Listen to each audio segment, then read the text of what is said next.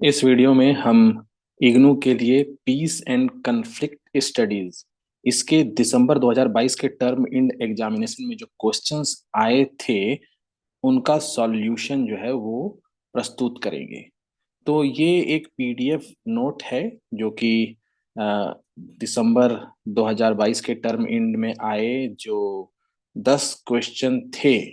हालांकि यहाँ पर लिखा होता है कि 5 सवालों के जवाब देने हैं, हर सेक्शन से 2 प्रश्न लेना है, लेकिन हमने इस नोट्स में सारे 10 प्रश्नों के उत्तर दिए हैं। ये नोट्स हिंदी और इंग्लिश दोनों में है। तो इस वीडियो में हम इस विषय को अधिक समझाने की जगह इसमें जो प्रश्न पूछे गए हैं, जैसे आप पहला देखते हैं write a note on peace tradition, तो हम इसके नोट्स में जाएंगे।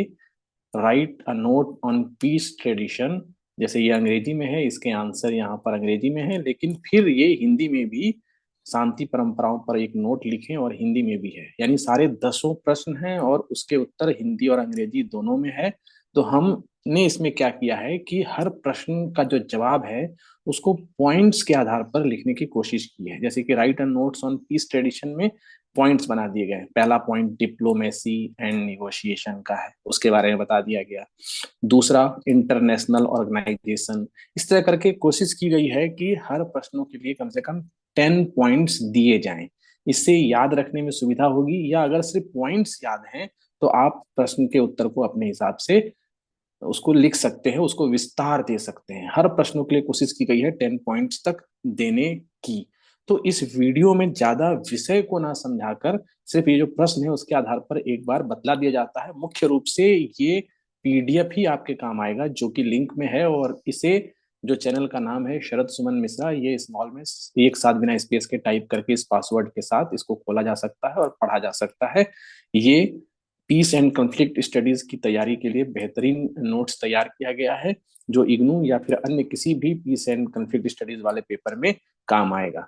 तो एक सामान्य तरीके से इसको देख लेते हैं कि पीस ट्रेडिशन पे जब हम बात कर रहे हैं तो डिप्लोमेसी, निगोशिएशन ये भी ट्रेडिशन का हिस्सा है।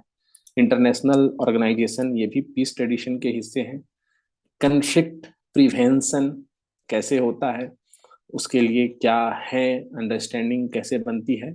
आर्म्स कंट्रोल डिसआर्मामेंट ये भी पीस ट्रेडिशन में आता है। उसके बाद ह्यूमन राइट्स के मुद्दे को लेकर पीस के लिए कैसे आगे बढ़ा जाता है, कैसे ये पीस को बढ़ाने में और कन्फ्लिक्ट को रिड्यूस करने में इसका क्या योगदान है।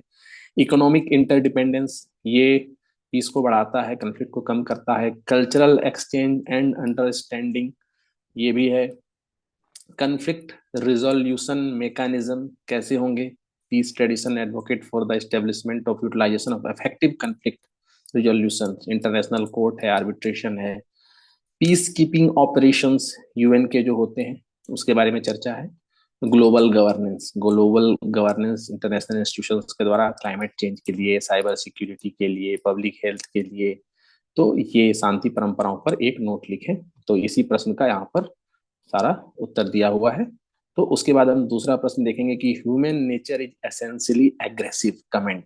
अब ये प्रश्न है तो इसके लिए भी इन थोड़ा इंट्रोडक्शन देने के बाद इसको 10 पॉइंट्स में बताया गया है। 10 पॉइंट्स हैं या 8 है, देखते हैं। रियलिस्ट स्कूल ऑफ थॉट, इसके हिसाब से ह्यूमन नेचर की बात कर ली गई है इसमें, एग्रेशन के बारे में। इवेल्यूशनरी साइकोलॉजी, तो ह्यूमन के इवोल्यूशन और उसकी साइकोलॉजी से संबंधित पॉइंट्स यहाँ रखे गए हैं। कल्चर एंड सोशल कंस्ट्रक्शनिस्ट क्रिटिक, उसके बाद कंस्ट्रक्टिविस्ट एंड आइडियलिस्ट पर्सपेक्टिव।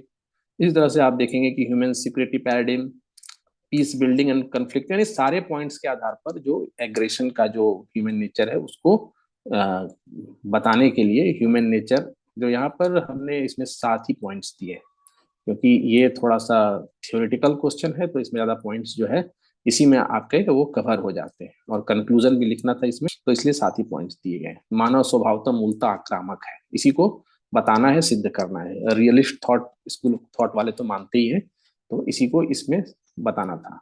उसके बाद ये सारा हिंदी में इसको बता दिया गया है। और उसके बाद जो अगला प्रश्न, जैसे कि examine the nature and types of intra societal conflicts. Intra societal conflicts क्या होते हैं, यहाँ पर 10 पॉइंट दिए गए।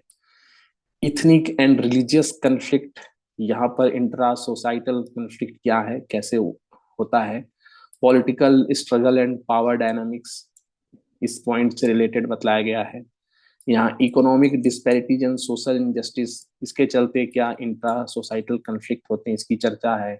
उसके बाद सिसेशनिस्ट मूवमेंट, यहाँ पर यानी यहाँ पर पूरे 10 points, tribal and clan rivalries, identity based conflict, simple simple 10 points में बताने की कोशिश की गई है। याद रखने में भी आसान है और अपने भाषा में इसको लिख पाना भी आसान रहेगा। और उसके बाद फिर यही अंतर सामाजिक संघर्षों की प्रकृति और प्रकारों की जांच करें, ये फिर सारा हिंदी में है। राजनीतिक संघर्ष और सत्ता की गतिशीलता, यानी जो बताया गया उसी का हिंदी ट्रांसलेशन। आर्थिक असमानताएं और सामाजिक अन्याय, ये कैसे अंतर सामाजिक संघर्ष में महत्वपूर्ण स्रोत हो सकते हैं, इस तरह से। तो ये सारे जो 10 क्वेश्चन हैं, मुख्य रूप से ये वीडियो सिर्फ ये बताने के लिए है कि ये पीडीएफ अवेलेबल है कमेंट में। इसमें विषय को अलग से वीडियो बनाकर एक एक टॉपिक के लिए कई वीडियोस बनेंगे, तो वो एक काम है जो अभी करना है डिटेल में। लेकिन क्वेश्चन पेपर को डिस्कस करने के हिसाब से ये पीडीएफ यहाँ दिया जा रहा है, इसलिए इस वीडियो में ज़्यादा कुछ इंटेलेक्चुअल इनपुट नहीं होगा कि किसी चीज को या किसी बिंदु को समझाया जाए। युद्ध पर आदर्शवादी दृष्टिकोण पर चर्चा करें, युद्ध पर आदर्शवादी दृष्टिकोण क्या है, ये हिंदी अंग्रेजी में है। ये 10 प्रश्न जो हैं यहाँ पर मिल जाएंगे।